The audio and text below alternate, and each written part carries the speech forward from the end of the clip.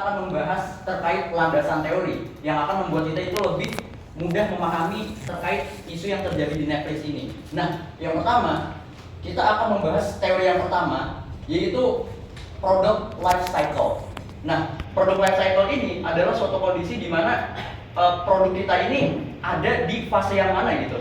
Dan teman-teman bisa lihat di diagram yang ini, bahwasanya product life cycle itu memiliki 4 fase. Yang pertama itu adalah fase introduction, lalu ada fase growth, dan juga maturity.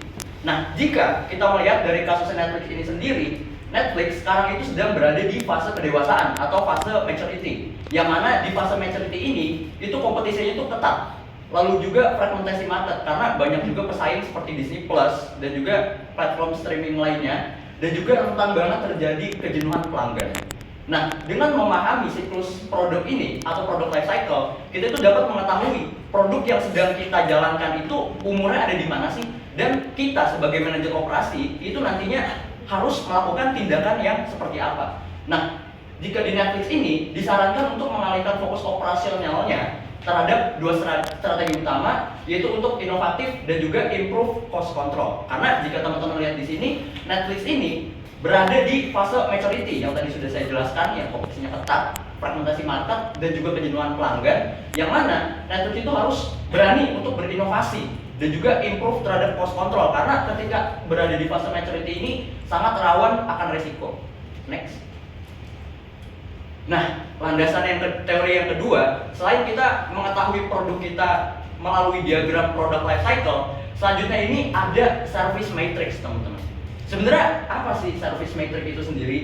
Nah, jadi service matrix ini adalah suatu kuadran yang membantu memahami kita sebenarnya jasa kita ini ada di pasar yang mana, ada di sisi yang mana gitu.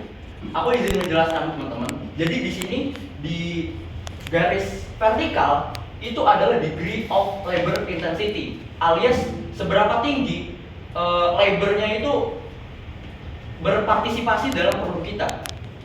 Dan garis yang horizontal ini melambangkan seberapa terkostumisasinya produk kita gitu. Nah, kalau Netflix itu ada di mana? Netflix itu berada di service factory, di mana interaksi tenaga kerja kita terhadap konsumen itu rendah. Mungkin teman-teman agak bingung, loh gimana itu maksudnya? Maksudnya adalah Netflix itu kan pelanggannya ada jutaan ya teman-teman.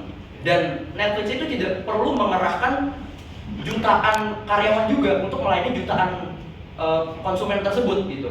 Makanya kenapa disebut derajat interaksi tenaga kerjanya rendah, karena Netflix ya hanya mengerahkan orang-orang di database atau di coding dan lain sebagainya, dan tidak perlu melayani satu-satu setiap pelanggan yang hadir di Netflix. Dan juga derajat kostumisasinya itu, mohon maaf ini harusnya rendah teman-teman. Jadi derajat kostumisasi rendah itu maksudnya setiap orang itu mendapatkan pelayanan yang sama, bukan yang customize gitu. Customize itu kayak misalkan contoh di sini kostumisasinya tinggi itu seperti hospital, di mana setiap orang penyakitnya kan beda-beda, otomatis penanganannya pun khusus buat dia. Sementara Netflix kan enggak, setiap orang itu mendapatkan pelayanan yang sama gitu. Ketika kita buka Netflix, ya sama aja isinya sama orang lain. Derajat interaksi tenaga kerja itu berkaitan dengan interaksi antara tenaga kerja dengan konsumen, apakah tinggi atau rendah. Ya, kayak misalkan kalau Netflix kan online gitu ya, jadi interaksi dari tenaga kerjanya tidak terlalu intens dengan pelanggan. Tapi kalau berkaitan dengan customization, sebetulnya kita lihat dulu sih, customization itu berkaitan dengan apakah Netflix itu mempunyai layanan yang beraneka ragam. Jadi ya, kayak hospital itu kan layanannya macam-macam gitu ya. Atau hotel bintang 5 gitu ya, customisasinya tinggi karena dia bisa melayani konsumen dengan berbagai macam keinginan konsumen. Nah, Netflix saya juga paham dalam hal ini. Netflix-nya apakah dia akan melayani konsumen dengan berbagai macam keinginan konsumen, misalkan film gitu ya. Filmnya itu apakah semua film yang akan dikeluarkan oleh Netflix yang bisa dirasain atau bisa dirasain oleh kita gitu ya. Apakah dia hanya